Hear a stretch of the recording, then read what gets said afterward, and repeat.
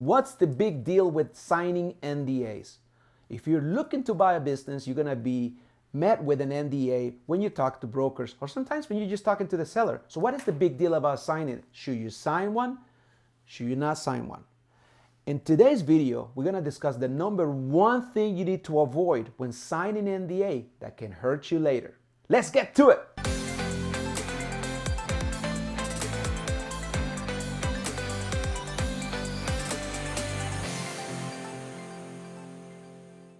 Everybody, welcome to my channel. I am your host, Leo Landaverde, business broker and commercial lender, helping you buy and scale a profitable business. If you are a small business owner looking to increase your wealth by buying a profitable business, or a W-2 employee or corporate executive sick and tired of the rat race and want to leave it behind by buying a profitable business, you are in the right place. Please subscribe to my channel and don't forget to hit the bell. You'll be notified every Thursday when new videos come out. So if you've been looking for businesses for any length of time and you probably run across this, you go to a business for sale website, BizBuySell being the largest one in the world, and you find a business that you like the SDE, you like the cash flow, you want to know more about it, you send an inquiry through the platform, you get a response back, usually automated from the listing agent, the broker representing the seller, having you fill out an NDA, buyer profile, and anything else. Now, the NDA is the non-disclosure agreement.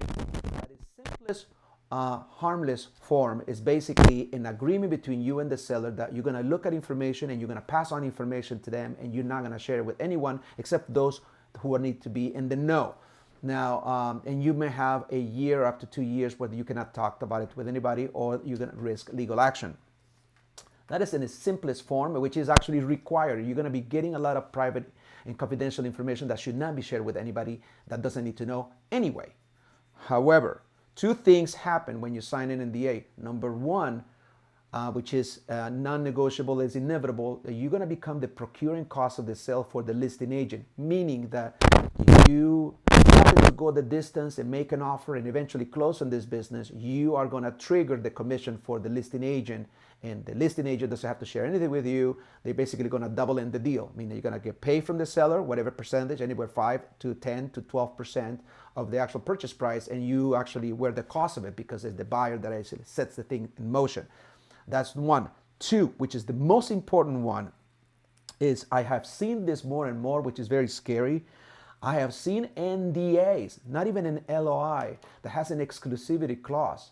And one of my students just brought this to my attention about 3 weeks ago, in which the listing agent sends you stuck in trying to figure out how to buy a business, knowing what is the ideal price to pay, how much debt service coverage ratio is necessary, how much post-debt service cash flow, should you have the management experience to buy this business or not, should you get an SBA loan or seller finance, and many other questions that I'm sure you have.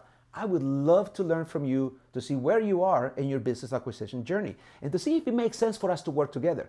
Please reach out to me and connect with me. I am very responsive. You can drop me a comment below, or you can shoot me an email.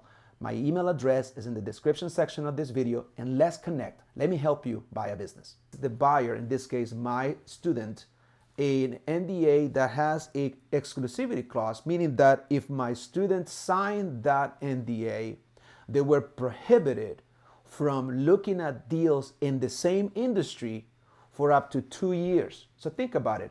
If you have an industry niche you're going after, and you're going to be probably looking at multiple deals to figure out the one that makes sense to you. And then in a geographical area, if say you want to zero in a geographical area, you may be even talking to 20, 30 sellers with the same type of business you're looking to acquire. So if you sign this NDA and you have an exclusivity clause and you don't know what you signed, you are already in violation of the covenant of the exclusivity. Now, the exclusivity clause is a powerful tool, but it works on the buyer side when you're trying to take a deal off the market. If you submit an LOI, which is something that I teach, one of the standard clauses on a letter of intent is an exclusivity clause, meaning that if the seller signs your letter of intent, they will actually be taking the business off the market during the duration of your inspection, your due diligence, and possibly getting the deal under contract and closing on the deal. You don't have to worry about competition. The seller can no longer even entertain conversations with other buyers if they sign an exclusivity clause with part of your LOI. I've never seen it in an NDA. At the NDA level, this is almost too shrewd for the seller's good. So unless they have some patented technical information, it's one-of-a-kind business, and you're never going to run into another business like that, and this is a unique thing, perhaps. I do not recommend it. I'm glad that the attorney, the counsel for the buyer in this case, identified, brought it to my attention, and that needs to be extricated out of the NDA. There's no deal. So there you have it. So this is something that you have to be very careful. So what is the moral of this story? Be careful what you sign. At any event and any step in the process, you sign the wrong thing, is going to hurt you.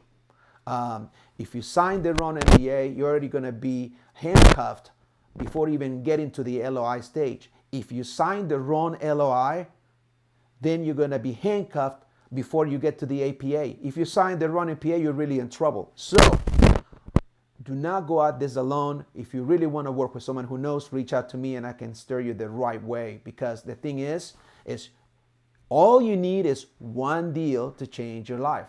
And if you buy the wrong deal, or if you're prohibited from even looking at deals that you want to buy, then you're really in trouble. You won't be able to buy a business. Hopefully this helps, guys. Please comment below and let me know what you think. For a limited time, I'm giving away my cash flow calculator workbook, which has been downloaded now about 2,000 times, and my business acquisition checklist. Together, those are tools that you're going to need if you are serious about buying a business.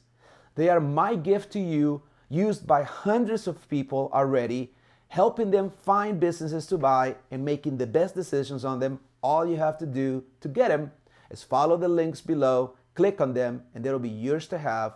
And thank you so much for subscribing to my channel and watching my videos.